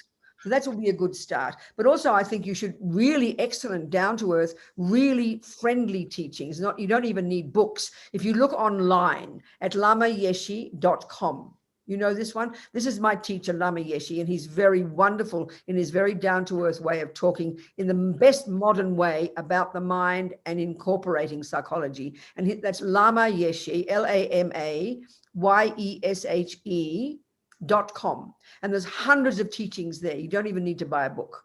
So this would be, I think you'd really like Lama Yeshe's teachings. And there's lots of little booklets you can get that are free, or you pay 50, like 50 rupees or something for them, online, digital books. Lama Yeshe, you'd really like his teachings, I would say. They're very down to earth, very encouraging, very practical, and not complicated. Lama Yeshe, you look into his books, lamayeshe.com. Okay, I really recommend him, best of all, actually. All right, sweetheart. Thank you so much, ma'am. Thank you so much. Thank you. Thank you, Sampriti. So what else? Let's tend to, okay. So any more questions? Otherwise we'll continue about karma. I think we should continue. Let me talk more about karma then. Okay. So like I'm saying, if we look into our lives, We can divide all of our experiences into these four. One is the type of rebirth we've got, which is a fruit of, in our case, non-killing. Two are all our different tendencies, our mental tendencies, whether that's good at football, good at music, good at, intelligent, kind, loving, whatever it is, all the emotional things and all the other things. They're our own tendencies. And basically they are habits that we have brought with us. This is the powerful point about karma, which causes us to take responsibility for them, not to think to blame your mother or your father or your next door neighbor or your boyfriend, which we love to do, but for your good things as well. The third one is all your experiences at the hands of others. Think about this. However you're seen and treated by others, this is called experiences similar to the cause. And the fourth is called, literally is called environmental karma, the way the physical world impacts upon you. So for example, think of one like called non-killing. The karmic result of non-killing is getting a human body. Who caused that? You did from your past non-killing. If you've got a tendency not to kill, who caused that? You did from past non-killing. If you haven't got killed yet and you haven't died young, who caused that? You did from your past non-killing. If the environment is very good to you and the food is nourishing and the water is tasty and the air is not polluted and you're healthy and strong, who caused that? You did from past non-killing. So everything you experience, the way people see you, the way the environment impacts upon you, your own body itself, we are the main cause. This is the essence of the Buddhist view of karma, which, speaking about it in this blunt way, is quite shocking to think that we are the cause, because we think everything else is. Yes, your parents play a role. Yes, the environment plays a role. Yes, the food is poison. Yes, the external world has those qualities, but the main cause of your response to those things is your past actions. So it's in that sense, literally, as Dalai Lama says, it's self-creation. It's quite a powerful concept, I tell you, but it takes time to think it through. We can't just say, I believe in karma. That doesn't help. You can't just say, I believe in botany. It won't get you a garden. You've got to know the details of botany so you can create your own garden. That's the essence. This is the fundamental starting point for practice, which is why this comes first. It's so crucial. So the other thing to understand is how we create karma. What is involved when we do an action? How can we determine whether the things that we do are labeled negative or positive? Because that will determine the seed we plant and which will determine the future result. So in general, as I said before, the fundamental, the detail, the principle of the next level of detail is that actions that are negative will sow a seed in your mind that will ripen in the future as suffering as any of those four results. If an action is positive, it drops a seed in your mind that will multiply and will ripen as any of those four results in the future as happy experiences. Because essentially, we've either got happy experiences, unhappy experiences, or meaning happiness and suffering, or there are neutral experiences. So we forget those. Don't worry about those. These are the ones we care about. We all want happiness and we all do not want suffering. It's fundamental. It's the drive that drives every being in the universe. So this is the Buddha's principle of how to ensure we don't get future suffering and how to ensure we do get future happiness. The same kind of clarity that we know we trust with nutrition and doctor's advice. We know it's logical and we take the advice, and it brings results. That's the way Buddha talks about karma. It's not just, it's not punishment and it's not reward, because in Buddhism, there's no concept like that, because there's no punisher, there's no rewarder, there's no creator. So it's a very different way of seeing it. And this is the way we have to think about it, because then we start taking responsibility. We start becoming accountable. We start realizing that I am in charge of the suffering and happiness that I have now, and I am in charge certainly of the future, and I can cause my own future. It's a shocking idea to us because we really don't trust this. We really don't think this is possible. We think it's up to somebody else. It's up to us. It's very powerful. So the essence of this piece of advice here at this end, this is the culmination of the first level of practice. Junior school, the lowest scope of practice in this path. is that you abide by the laws of karma. You at least begin by at least not killing, not stealing, not lying, the 7 little things. And the last 3 of these 10 pieces of advice from the Buddha, this list of 10 don'ts, is relating to the mind. And he gets us at least to refrain from the heaviest level of the three poisons, as he calls it. We're going to go into that in much more detail when we get to the middle scope, high school, when we start to look at the mind next week, But at least here, he gets us to refrain from the heaviest level of ignorance, attachment, and anger. We'll go into these in detail. And it's crucial to understand these properly. But here, at least, he gets us to refrain from the heaviest level of ignorance, which is like fundamentalism, narrow-mindedness, fixed mind, ignorance, stupid, wrong views, very narrow-mindedness, very small-minded. At least when it comes to attachment, we try to calm our minds down, at least refrain from the heaviest levels of extreme craving and grasping, which just really destroys the mind. And from the point of view of anger, we at least refrain from the heaviest levels of anger, which is like really, we all get angry, but then we let go of it. But if you can't let go of it and you even want to have the person suffer and you want them to suffer, this is so heavy. This is so painful. So at least refrain from these. So this list of 10 things is a really excellent kind of like advice. It's like mental medicine, at least advice to stop from at least begin to calm our mind and body and speech down now, which causes us to stop having the grosser levels of future suffering. That's the long-term view of this approach, So now there's added components here to make it extra powerful. And one is to abide by the laws of karma in the framework of living in vows. And the second one is to purify our negative karma. If we have these practices, you have a perfect daily practice. And you can ensure that at least you stop the grossest levels of future suffering. Buddha talks in the Four Noble Truths about subtler levels of suffering, which we'll talk about next week. But here, at least we refrain from the future kind of what the Buddha calls the suffering of suffering, which is the lower realms, but even forget that one, but from the bad things happening. So in other words, if you do not want, especially the suffering of the one called experiences similar to the cause. Think of your life, like, Sampriti's point. If you don't want people to lie to you, steal from you, harm you, badmouth you, not to mention kill or rape or torture you, not to mention, not getting enough money, not all these things. We know we don't want that suffering. Maybe it's a bit abstract to think you don't want to be a dog.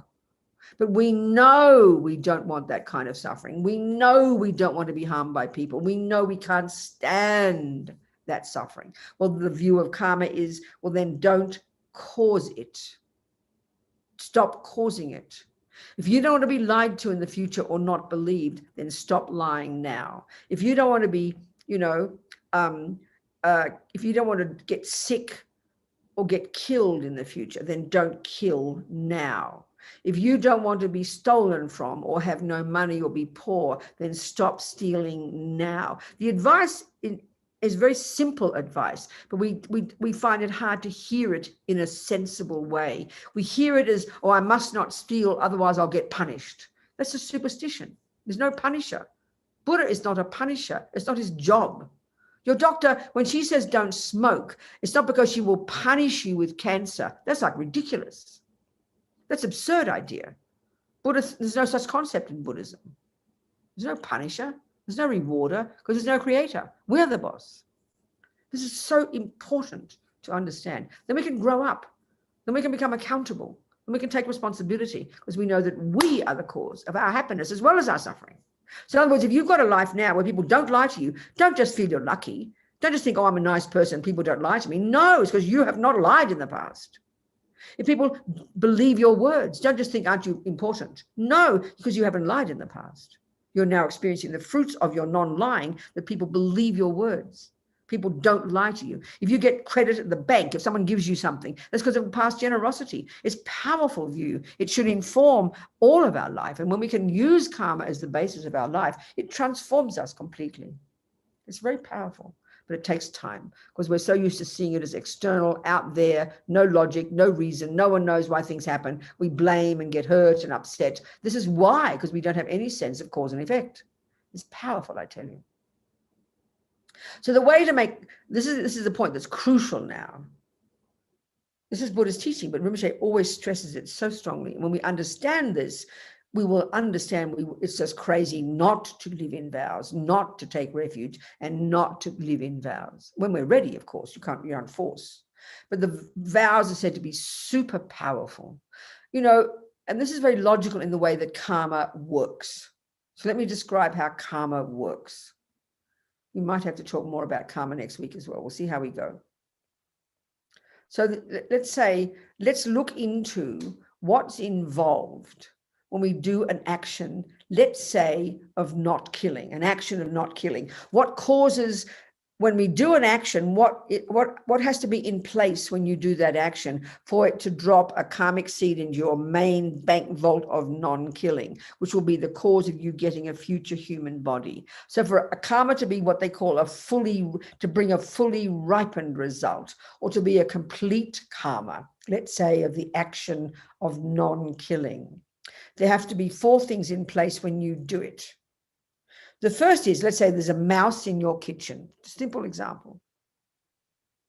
That's the first one, the object. Second is your mind involved in it, and this is the main one. There's more to it than this, but I'm keeping it simple. In this second one, there's 2 parts to it, your mind involved in doing this action of non-killing. The first, 2A, is called intention. I mean, we could speak the next hour on just what intention is. There's many parts of our mind, and some parts of our mind, some are there every single second, working all the time. Intention is the main one. And I'm not meaning good intention. That's called motivation. Here, intention is the bare bones functioning every second, and it's volition. I will. Now, we're driven by intention. Every second intention is there. But because for most of the things we do, they're just so habitual, they're virtually instinctive, we don't think there's intention there. But every second there is intention. It drives everything we do. Everything follows from that. So here, 2A, intention would be, in this case, you see the mouse, I must not kill the mouse. I must not kill the mouse. That's intention. Now, that is neither good nor bad in its character. What makes it virtuous or non-virtuous is the motivation, to be. And so in this case, your motivation will be compassion. Poor little mouse, I don't want to suffer. But bare bones intention is neither good nor bad. It's not virtuous or non-virtuous. I will not kill the mouse. But what makes it, in this case, virtuous is because you have compassion. But these 2, intention and motivation, come so quickly together, it's like the same moment. You don't notice, you know? Now, exactly the same as an action of killing. Think about it. The mouse is there. Number 1, the object. 2, the mind involved. Intention, I will kill the mouse. What for? What's your motivation? Anger, aversion. How disgusting. How dare a mouse be in my kitchen? They come so together that you think they're the one thing. But there's 2 parts. Intention, I will kill the mouse. Motivation, anger. So in each case, the motivation is what gives the character to the action, is what makes it so-called negative and so-called positive. So not even the intention, I will not kill the mouse, or I will kill the mouse. That doesn't even give the character to the karma. It's the motivation that characterizes the whole action. So one becomes a negative action and puts a seed in your negative bank vault, and one becomes a positive action. So the last 2 of the 4 things in place to qualify this action as a complete action, which means it'll drop a seed into your main bank vault, in which case the negative one will ripen as many suffering rebirths, the positive one will ripen as a happy rebirth. The next 2 are you do the action, you kill the mouse, or you do the action, you save the mouse. And 4, the result, a living mouse. The mouse escapes. Thank you, Robina. Bye-bye. Happy mouse. That's a complete action of non-killing. Object, the mind involved, 1A, 2A, intention, 2B, motivation, compassion, 3, you catch the mouse, 4, you release the mouse. That's a complete action. There's more to it, but that's the essence. A complete action of non-killing. The other one, the object, a mouse. Your mind involved in it. 1, 2A, intention, I will kill the mouse. Motivation, anger, aversion, disgust. 3, you do the action. 4, dead mouse. Simply speaking, that's the examples of one is a negative one and one is a positive one. And what determines that is the motivation. So, of course, it's very subtle and nuanced, and there's a million variations of every one of these actions, but these are the fundamentals, you know, to try to get clear. So most of the time we do the actions we do now, like eating food, going to sleep, having, you know, they're not necessarily, they just seem like normal actions to us, but they're all driven by attachment. So in that sense, they're all negative actions because they're driven by attachment. Any action driven by a delusion, attachment, anger, jealousy, whatever, is a negative action to one degree or another. It's variations of it. It's quite subtle, you know, quite nuanced. But in general, any action motivated by compassion, kindness, love, generosity, that makes it a virtuous action. And that's why in the Bodhisattva path, which we haven't got to yet, that's more advanced, we can be skillful. And that's why Lama Zopa is all the time stressing, before you shove the food in the mouth, you have an aspiration, you add bodhicitta into it, you add virtue into it. That transforms what is normally a negative action, because it's normally driven by attachment, into a positive action. It's so skillful, but that's not the discussion here. We're learning the nuts and bolts of karma first. It's only later in the Bodhisattva path that we start becoming more skillful, you know.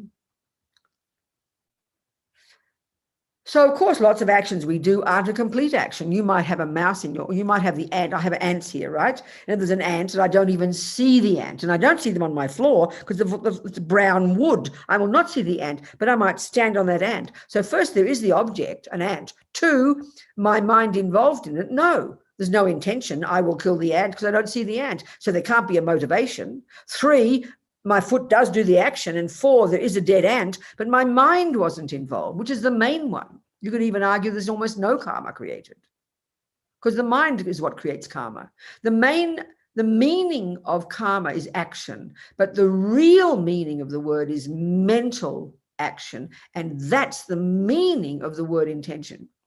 Karma, intention. And it's neither good nor bad. It's not virtuous or non-virtuous. It's what motivates it, that gives it the character of being negative or positive. Intention is neutral. It's neither good nor bad, but it runs the universe. It runs every second of our mind. Intention is running. So this is why we have to learn to become our own therapists, as Lama Yeshe put it, which we'll talk about next week, which is why we have to know our own minds and have to understand the nuts and bolts of karma, because this is the basis. Like if you're going to have a garden, it's so obvious. You can't just believe in botany. It's like a joke. What good does it do you? You've got to learn botany. It's the same here. Don't just believe in karma. That's superstitious. You've got to learn the nuts and bolts so you can use it to determine what you think and do every single day. It's so logical. So it's up to you, you know. Just learn even the basics, like we're discussing here. So now the point about this. Why is living in vows said to be psychologically so powerful, beneficial? It's logical if we understand, and I'll explain. As Lama Zopa said, you could have one person who's doing lots and lots of practice, but has not got even simply the vow not to kill. And you can have another person who's not doing much practice, but merely has got a vow not to kill and lives in that vow every day and keeps it purely. He says there's no doubt, because of the power of vows, that the second person is creating far more merit every second and purifying their mind every second, more than the first person, because karma is what runs the show. And the point is, so this is the point, quite logically. If intention is the meaning of karma, okay? The meaning of the word karma, mental intention. And let's say we need, when we die, we need bucket loads of delicious, rich, karmic seeds of non-killing in our bank vault in order to get another human birth. Just that alone. We need that. So we have to practice lots of strong, clear, non-killing, and the others as well, non-stealing, non-harming. We need rich, delicious seeds in our bank vaults in order to get some decent human rebirth next life and some decent conditions so we can carry on practicing our spiritual path. Now, it's very clear. At this second, we are probably not killing anything. Think about this. We are not killing. But if there is no thought in our mind at this second, I will not kill, and there won't be that thought if you don't see this creature right in front of you. If right now an ant walks in front of me, I've got to go, oh, be careful, Robina, don't kill. It's only then that I have the thought, I will not kill. And it's only then that I drop a seed into my bank vault. Now, if you don't meet the ant and you don't meet the cockroach and you haven't got any mice in front of you this minute, even though we're not killing, we're creating zero virtuous karma of non-killing because there's no intention not to kill. Intention's the meaning of karma. If there's no intention, there's no karma. So we're not killing, but you're not creating the virtue of not killing. So how do you do that? Unless you meet a creature. But now this is the power of vows, as Yeshe says. The power of vows, Buddha says vows are like a subtle physical energy visible to clairvoyance. Vows are so potent. Buddha loves his vows. They say if you keep your vows purely, each level, there's different levels of vows, you'll get enlightened in 16 lifetimes or something. Vows are psychologically so powerful. So as Lama Tzong Khapa says, only when you have the conscious intention, I will not kill the ant, is when you drop a seed in the bank vault. They're my words. But if you live in a vow not to kill, 24 hours a day that you are keeping it, without intention, without motivation, 24 hours a day, you are ticking over virtuous karmic seeds of non-killing. And you, not just that, but you're putting atomic bombs under your tendencies to kill. You're also purifying. So Rinpoche says it's just not enough to be a good person. You need to create virtue and morality and ethics in the framework of living in vows. It's like a technical point. It's a technical point. It's skillful means. 24 hours a day that you're keeping your vows, you're dropping virtuous karmic seeds into your bank vault of non-killing, and you're purifying the habit to not kill. So we can't, in other words, we can't get ahead of the game. Just being a nice person is not enough. We need to live within the framework of of vows of non-killing, not the layperson's vows, or indeed the monk and nun vows. They're the same level. This is a technical point. And this is why I'm a nun. The only reason I'm living in is a nun, because I just appreciate this idea of living in vows 24 hours a day. It's so sensible. It's intelligent. It's like the best return on your investment. So I need you to ask me questions about vows now. It's so important. And I want to talk about purification as well. This is so important as well. Are there any questions about vows, or is it clear? People, ask me. Ma'am? Yes, Sampriti. Ma'am, like how can we say, or how can we prevent, we listen stories of 5 years old getting raped. Even we have heard about... Sorry, Sampriti, I'm so sorry, darling. I want to understand you, but I didn't quite hear your question. Start again. Ma'am, I want to know that how can we prevent such kind of a situations, like 5 years old getting raped, or just merely born.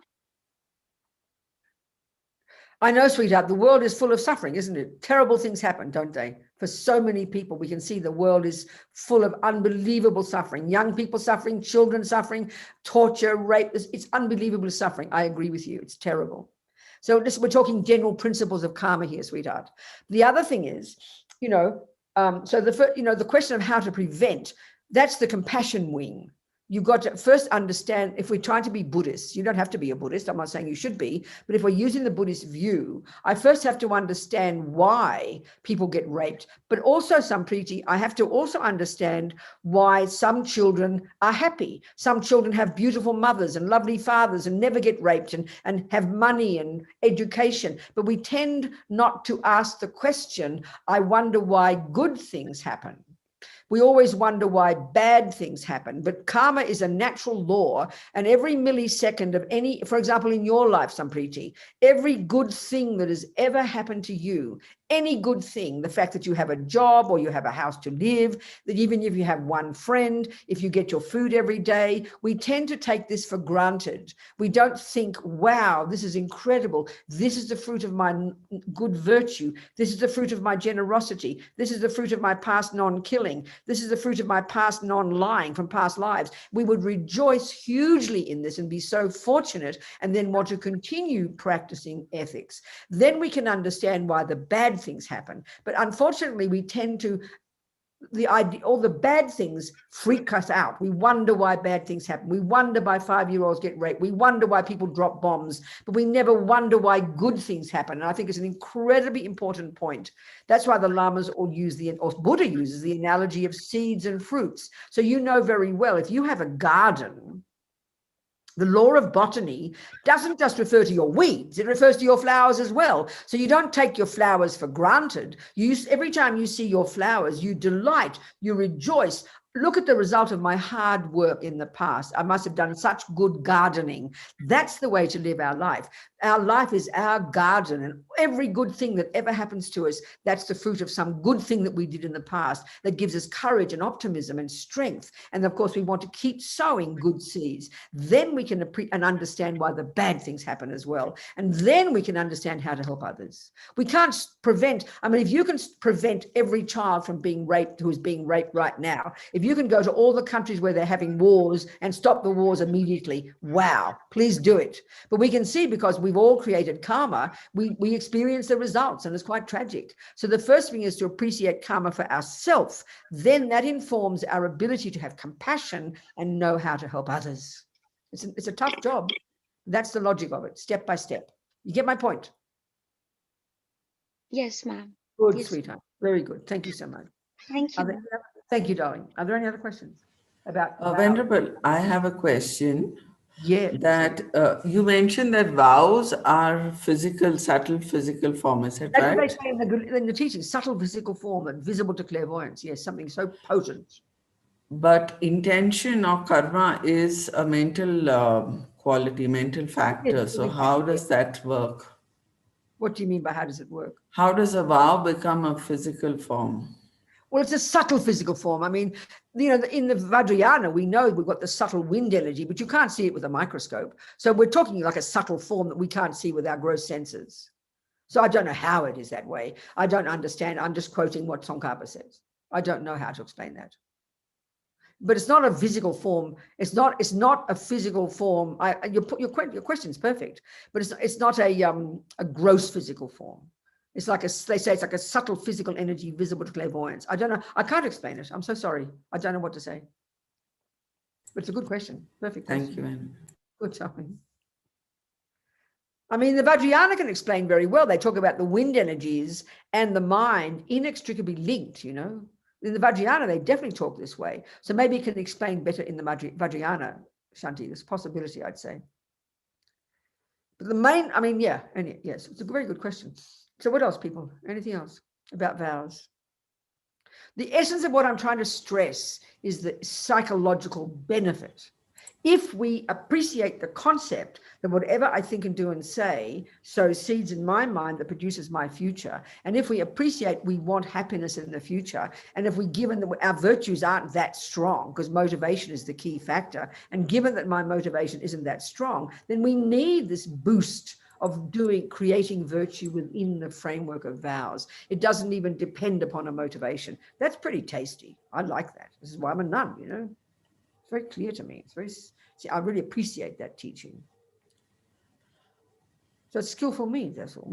It helps us accumulate as much virtuous karma as possible, 24 hours a day, get ahead of the game, So the other one, pardon, go, what?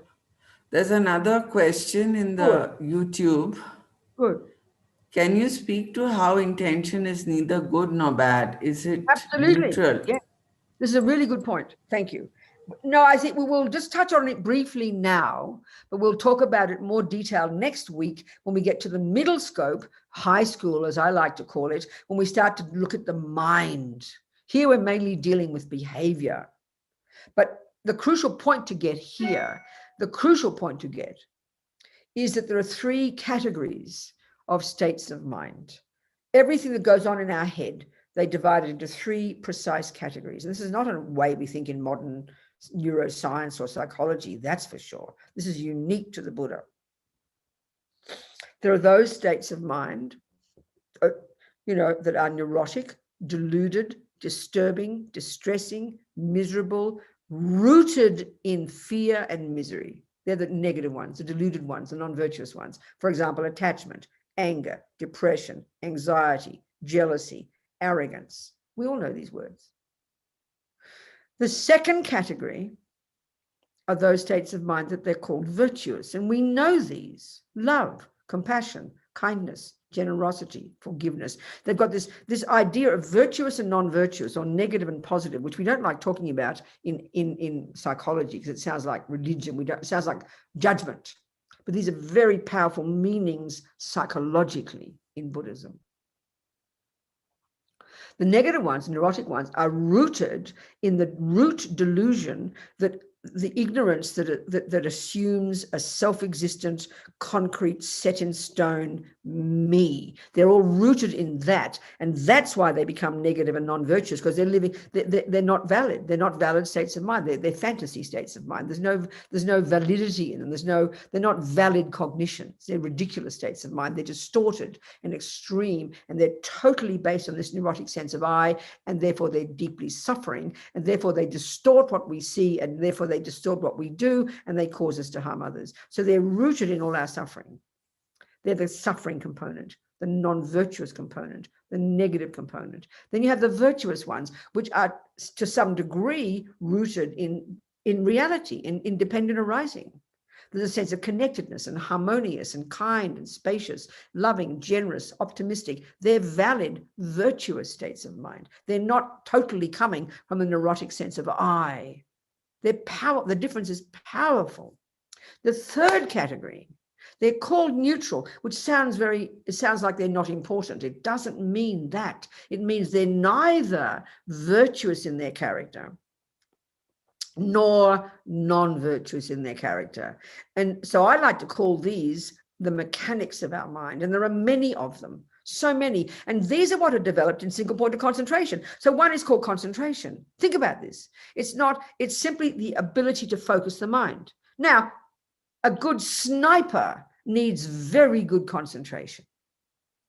As Lama Zopa says, thieves need mindfulness. Mindfulness is one of these many neutral or mechanics of the mind. Concentration is one.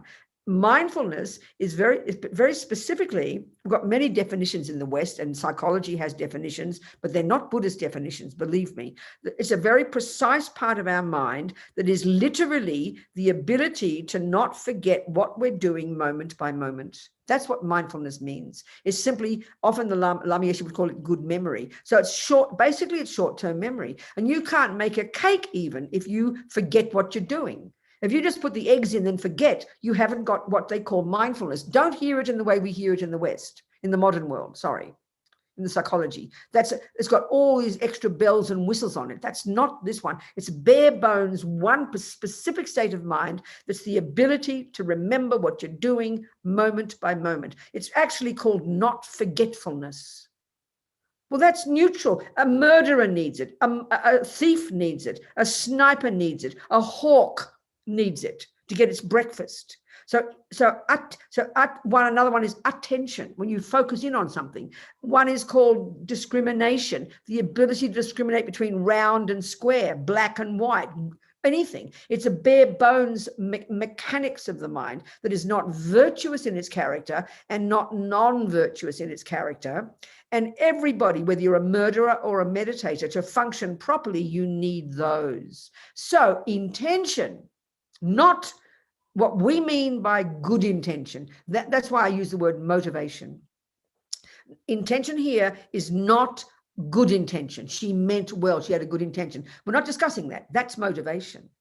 either attachment. So the unusual motivation that causes me to eat my food is attachment. So if you change that, you change it to bodhicitta. That's your motivation. But intention is bare bones, I will, volition, I will. That's neither negative nor positive.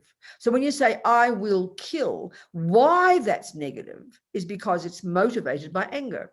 But they come together so completely we think it's the one thing, but there's two parts there. You listen to this. This is logical. Listen to this. Let's say there's a mouse in my kitchen and there's a mouse in your kitchen. So in order for it to be a complete action for each of us, 4 things have to be in place. So there we both got a mouse. Tick the first box, the object. Second, our mind involved in the action. So you've got, and then the second part is the mind involved, and there's 2 bits there. Like I said, 2A, intention, bare bones volition. Yours is, listen to this, I will kill the mouse. Listen to this. Mine is 2A, I will kill the mouse. So far, we're exactly the same. But now look at the piece that makes it different. 2B is our motivation. Your motivation is compassion. Look at the mouse, it's suffering, I must kill it. That's common in our modern world. We kill our cats and dogs and grandmas. We call it euthanasia because we don't have a view of reincarnation. So you definitely want to kill the mouse, intention. But what makes it your particular karma is because of the motivation, your compassion. So that suffuses the whole thing. So then it becomes a relatively virtuous action, even though the poor mouse goes from the frying pan into the fire, which is why it's not good to kill. We'll go into this. So the motivation is what colors, is what completely, your motivation mixes with the intention, and the motivation becomes a prevalent thing for you. Oh my God, the poor little mouse, look at it suffering. I can't bear the suffering. I must kill it. So you have an intention, I will kill. Now I have an intention, I will kill. Same. But what is mine motivated by? Anger. How disgusting, a mouse in my kitchen. So what makes the different actions different? The intention in each case. You wouldn't do it if you didn't have the thought, I will kill. I would not do it if I didn't have the thought, I will kill. Compassion is not what makes you not kill. It's intention, I will kill. Sorry, it's not, the compassion is what colors your intention. My anger is what colors my intention. But if there's no thought, I will kill the mouse, you can just sit there watching the mouse having compassion. But you've got to have the thought, I will kill the mouse. That's bare bones volition. It's neither good nor bad. What makes it good or bad is the motivation. That's the meaning of intention being neither virtuous nor non-virtuous. It's just the mechanics of the mind. We've got to be precise. This is the precision we need to unpack and unravel our actions and thoughts and intentions. This is the basis of good Buddhist practice. If we don't study the mind, how can we know all this? We don't study karma, how can we know all this? It's quite precise, you know. So intention that you're discussing is not good motivation. It's bare bones, I will. And this is my point. I can have lots of anger for that mouse, but I will not kill it until I say I will kill. You can have masses of compassion for that mouse. You will not kill it until you say I will kill. That's intention. And intention is volition. And it's not a virtue and not a non-virtue. What makes the action driven by that intention virtuous or non-virtuous is your motivation. Often in the teachings it refers to it as intention, so it's confusing, you know. So I hope that's clear.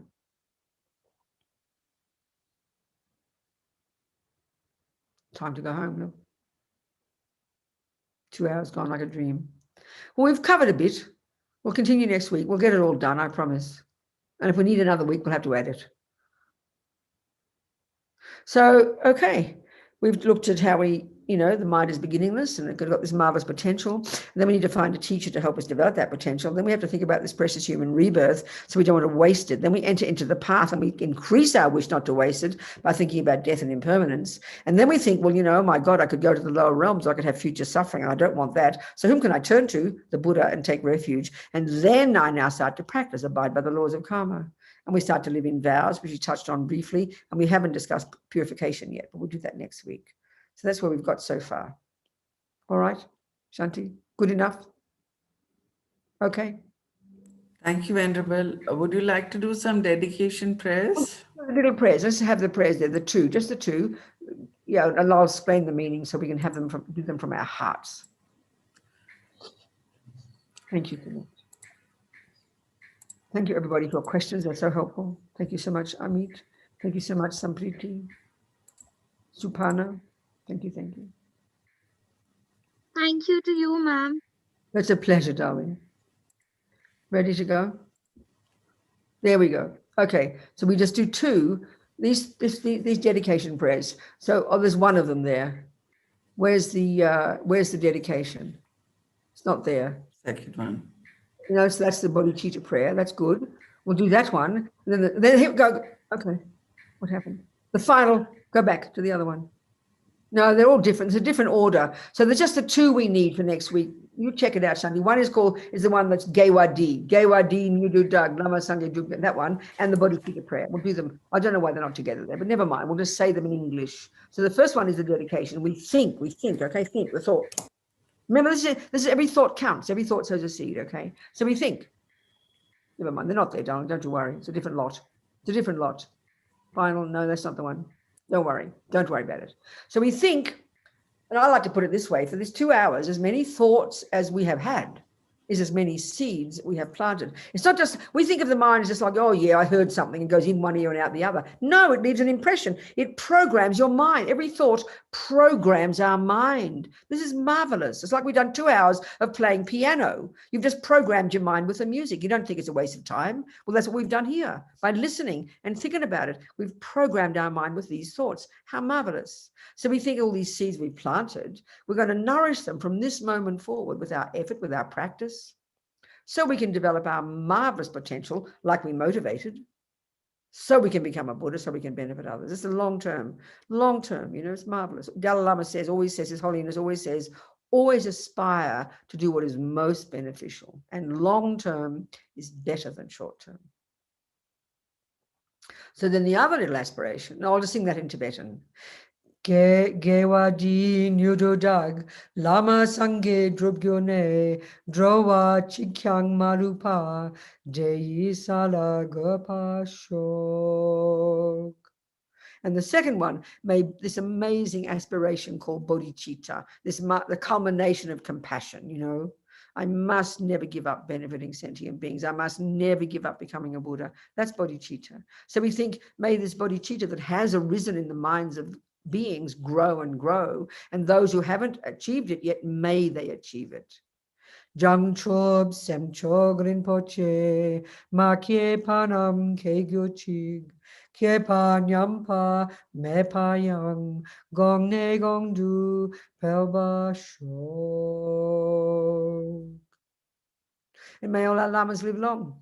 Holy Dalai Lama, Lama Zopa, all our own teachers, and may we live long. The world needs good people, you know, on this planet. That's it. Thank you so much, everybody. Very kind. Thank you, Shanti.